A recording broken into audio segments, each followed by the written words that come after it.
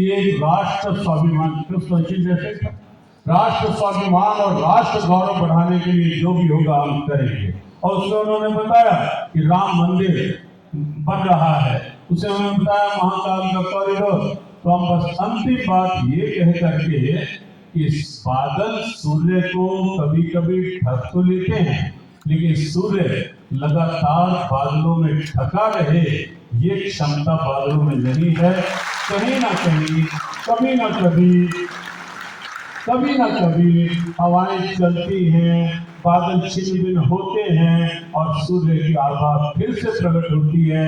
आज वो समय है देश में जहां अनुकूल हवाएं चलती दिख रही हैं और कहीं ना कहीं स्वार्थगत संकीर्णताओं के बादल छट रहे हैं, तुष्टीकरण के बादल छटते हुए दिख रहे हैं और फिर से भारतीय आभा पूरे विश्व में अपना आलोक फैलाने के लिए बिल्कुल तत्पर दिखाई दे रही है कि राम मंदिर निर्माण के रूप में, कि धारा 370 हटने के रूप में, कहीं अंतर्राष्ट्रीय योग दिवस के रूप में और अब कहीं अंतर्राष्ट्रीय गीता महोत्सव। और कानपुर में यह भी उसी दिशा का एक प्रयास है कि ये गीता महोत्सव कई 151 किलोमीटर की मानव श्रृंखला गीता के साथ फिर 251 हो गई, अब 501 का लक्ष्य है। और धीरे धीरे ये मानव श्रृंखला केवल मात्र प्रदर्शन नहीं है, केवल शक्ति प्रदर्शन हमारा स्वभाव नहीं है, ये इस प्रदर्शन में भी विश्व बंधुत्व का दर्शन होगा। इस प्रदर्शन में भी हमारी आस्था का दर्शन जो समूचे विश्व को वसुधैव कुटुंबकम के सूत्र में पिरोने की क्षमता रखता है। ये मानव श्रृंखला धीरे धीरे उस दिव्यता की ओर बढ़ेगी, ऐसा विश्वास है। अभी यहाँ के कुलपति प्रोफेसर विनय पाठक से बात हो रही थी कि यूनिवर्सिटी में गीता जी आज विभाजित की गई, गीता जी का प्रेस संस्करण और गीता पर यहाँ कुछ शोध हो, गीता पर यहाँ PhD हो, अपनी संस्था जियो गीता उसके लिए पूरी तरह से यहाँ शोध कार्यों के लिए या स्वयं हमारी जब आवश्यकता पड़ेगी उसके लिए बिल्कुल साथ रहेगी। और जो भी स्टूडेंट गीता पर PhD या विशेष शोध करेंगे उनको जियो गीता के द्वारा जिस स्तर से भी होगा उनको प्रोत्साहित और पुरस्कृत करने का निश्चित रूप से भाव साथ रहेगा। आप गीता पढ़े, आगे बढ़े। बहुत बहुत शुभकामनाएं आप सबके लिए। गीता जयंती उत्सव समिति के लिए डॉक्टर उमेश पालीवाल जी के संकल्प और उनके सभी सहयोगियों के सद्भाव के लिए हमारी ढेरों शुभकामना, मंगल कामना। टर्किश आज का टर्किश का जब डाउनफॉल हुआ तो रोमन एम्पायर की पहले कैपिटल थी कॉन्स्टेंटिनोपल, जो आज टर्की का राजधानी इस्तांबुल है, फिर आज का रोम हो गया, रोम वेस्ट की तरफ चला गया। जब रोमन एम्पायर का यूरोप में दबदबा कम हुआ तो किसका दौर आया? पुर्तगाल और स्पेन, और वेस्ट की तरफ चला गया। पुर्तगाल और स्पेन का दबदबा खत्म हुआ तो किसका दमन आया? ब्रिटेन और फ्रांस, और वेस्ट की तरफ चला गया। और जब जहां से मैंने बात शुरू की थी वहीं पे समाप्त कर रहा हूं। ब्रिटेन का एम्पायर का डाउनफॉल हुआ तो अमेरिकन एम्पायर है। अमेरिका में आज सबसे prosperous west coast, San Francisco, Los Angeles पे। अब आ जाइए पिछले 80-90 सालों में, उसके बाद सबसे ज्यादा प्रॉस्पेरिटी किसमें आई? जापान में। अब आइए पिछले 50-60 सालों में, जिनको हम टाइगर्स ऑफ एशिया पैसिफिक कहते थे, हांगकांग, ताइवान, सिंगापुर, मकाऊ, इनका दौरा है। ये वर्ल्ड की सबसे पावरफुल इकोनॉमी बने और आज भी पर कैपिटा इनकम के हिसाब से सबसे रिचेस्ट कंट्री सिंगापुर है। और अब पिछले 20 साल में आ जाइए, चाइना दिख रहा है। और अब अभी आ जाइए तो चाइना में डिफ्लेशन हो गया, चाइना में ग्रोथ रेट कम हो रही है। और गांव से देखिए तो वहां की सबसे बड़ी रियल एस्टेट कंपनी एवरग्रांड दिवालिया हो गई है। इसका मतलब अगला पड़ाव क्या है? तो जो प्रधानमंत्री जी ने कहा है यही समय है, सही समय। तो बस आप ये समझिए कि जो भगवान कृष्ण ने गीता में कहा था कि सब दिखा दिया था अर्जुन को, तो उन्होंने कहा था क्षुद्रम हृदय दौर्बल्यम त्यक्तोत्तिष्ठ परन्तप।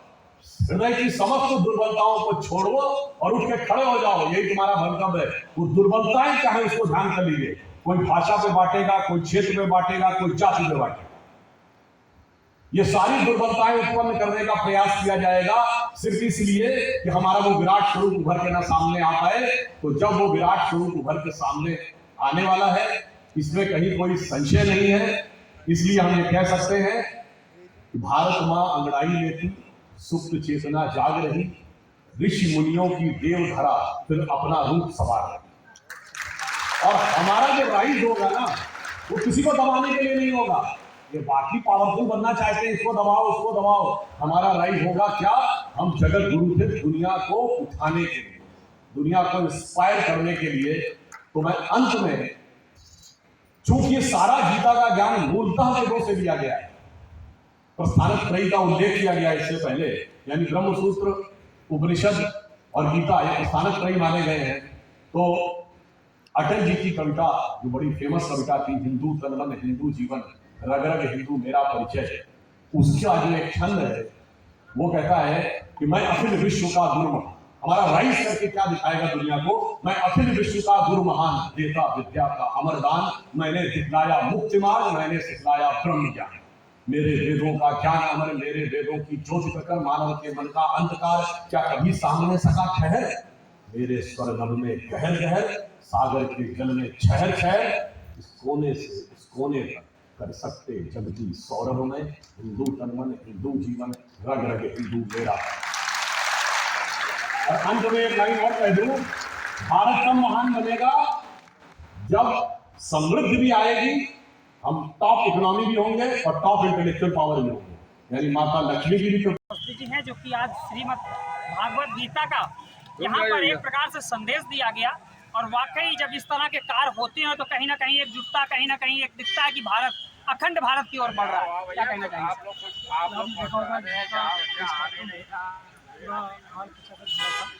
बहुत सारे लोग जिसमें नौजवान लोग हैं जो गीता के प्रति श्रद्धा, आस्था है, विश्वास है, तो निश्चित रूप से जैसा यहाँ पर जो हमारे मुख्य वक्ता थे क्रांति त्रिवेदी जी, उन्होंने कहा कि भारत कबीर से दिल भारत की है और भारत वर्ष विश्वगुरु बनेगा, ऐसा उन्होंने अपने उद्बोधन में कहा। तो निश्चित तौर पर ये दिखाई दे रहा है, परिचित हो रहा है, भारत अब उस दिशा की ओर चल सकता है। इससे भारत फोटो खींच देना है, अच्छा वो स्थान बहुत भारत एक सर्वोच्च स्थान की ओर कहीं ना कहीं बढ़ रहा है। तो बने रहे प्रोडिया टीवी न्यूज़ के साथ। यहाँ से अखंड भारत की एक प्रकार से रूपरेखा देखने को मिली है। कलाकार भी हमारे मध्य में हैं। आज इन्होंने कैसी अनुभूति, कैसा अनुभूति की आज इस कार्यक्रम में आकर करके बहुत अच्छा लगा कि आज कहीं ना कहीं आपके अंदर वो दिव्यता और भव्यता कहीं ना कहीं नजर आए। क्या कहना चाहिए? आप लोग ने भी पूरे कार्यक्रम में आप लोग लगी रही और कहीं ना कहीं आप लोगों ने लोगों का स्वागत भी किया और जिस तरह कार्यक्रम को एक नया रंग रूप देखने को मिला, क्या कहना चाहिए? डॉक्टर उमेश पालीवाल जी ने बहुत ही अच्छा कार्यक्रम संचालित किया, जिसमें अपने डॉक्टर सुधांशु त्रिवेदी जी आए, जिनको सुन के लगा कि वाकई आज हमने भगवत गीता का ज्ञान ग्रहण किया और उसमें हम लोगों को भगवत गीता की आरती करने का अवसर मिला, जैसे कि जीवन ही धन्य। इसके लिए बहुत बहुत साधन। वाकई जब हम ये कह सकते हैं कि जब जो गीता है वो कहीं ना कहीं पूरे विश्व को एक कड़ी में पिरोने का काम कर रही, तो बने रहे प्रोडिया टीवी न्यूज़ के साथ। धन्यवाद। और चूंकि जब समाज की बात होती है, कहीं ना आदर्श की बात होती है, तो कहीं ना कहीं आपकी भागीदारी क्या कहना चाहिए? बहुत शानदार कार्यक्रम है। हमारी गीता पुस्तक को जिस तरह से प्रमोट कर रहे हैं और बहुत ही अच्छा कार्यक्रम है। बहुत सुंदर थी और बहुत अच्छी रही। मुझे बहुत अच्छा लगा इस कार्यक्रम में आके और ईश्वर चाहेगा तो इसी तरह के कार्यक्रम आगे भी गीता पुस्तक पर आयोजित होते रहेंगे। बहुत धन्यवाद।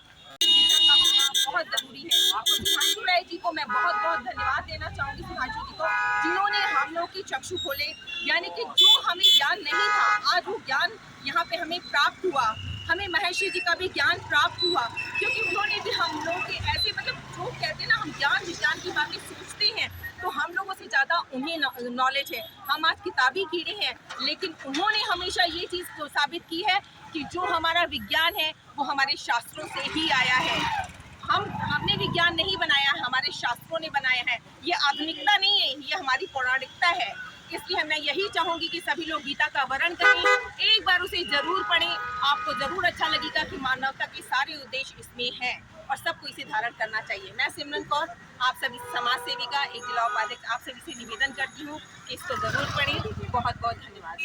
वाकई गीता का उपदेश कहीं ना कहीं हमको ये सार दिलाता है विश्व पटल पर लाने के लिए। बने रहे प्रो इंडिया टीवी न्यूज़ के साथ। धन्यवाद। नमस्कार, आप देख रहे हैं प्रो इंडिया टीवी न्यूज़। और चूंकि आज यहाँ पर जो गीता पुस्तिका का विमोचन हुआ और पालीवाल जी हैं, वाकई इनकी हम जितनी बात करें उतनी ही कम है, क्योंकि चाहे कोई भी सामाजिकता की बात हो, चाहे वो जाड़ता राजा की बात हो, चाहे वो गीता की बात हो, हर जगह कहीं ना कहीं आप अग्रसर रहते हैं। आज इतना सफल आयोजन हुआ, उस विषय में इन्हीं की जुबानी जानते हैं कि आज कानपुर में क्या लिख गई। ये बहुत बड़ी कहानी है।